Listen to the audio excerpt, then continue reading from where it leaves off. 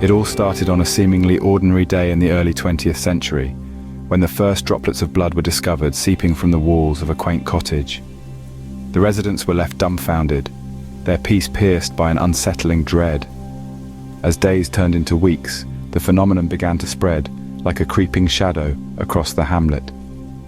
From the baker's stone oven to the blacksmith's sturdy forge, no wall was safe from the eerie occurrence. The village, once a haven of tranquility, was now held in the grip of fear and uncertainty. The initial shock soon turned into a wave of panic. The villagers' pleas for help echoed through the countryside, reaching the ears of scientific experts in the bustling cities.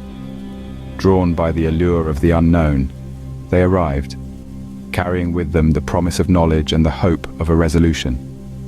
Armed with their instruments and brimming with curiosity, the scientists embarked on their initial investigations. They meticulously collected samples of the mysterious substance, their actions watched by anxious eyes from behind shuttered windows. The substance was confirmed to be a perplexing mix of human blood and animal matter, a revelation that sent shockwaves through the community. The sight of men and women in lab coats became a common sight, their presence a stark contrast to the rural simplicity of the village. Days turned into weeks, then months, as the experts scoured the village for clues, their every step watched with bated breath by the villagers. As the walls continued to bleed, a multitude of theories began to circulate. Among the most prominent, some argued that the blood-like substance was due to natural causes. Rust, algae, or even some peculiar form of mold were suggested. Scientists and investigators descended upon the village, meticulously examining the walls. Samples were taken, tests were conducted, but each theory was methodically debunked. Rust and algae were quickly ruled out, as the composition of the substance did not match. Similarly, no known mold could produce such a peculiar liquid.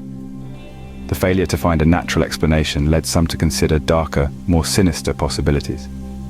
Whispers of occult rituals began to circulate, as the village fell under a shadow of suspicion. Could the village have become the ground zero for some obscure, malevolent practices?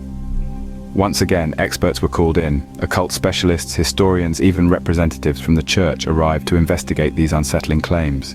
Yet no evidence of ritualistic practices or occult symbols could be found. This theory too was dismissed, with natural and human causes ruled out. Some turned to the realm of the supernatural.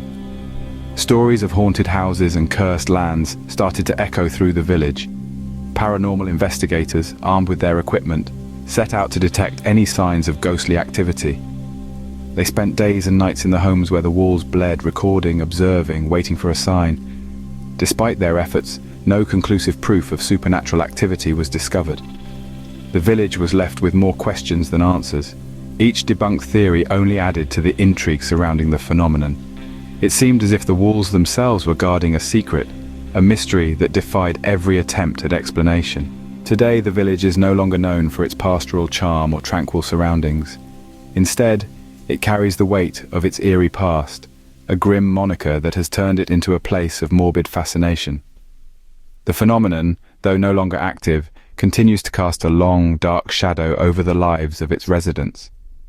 The mystery of the Village of Blood has not only affected those who call the village home, but it has also captivated a broader audience.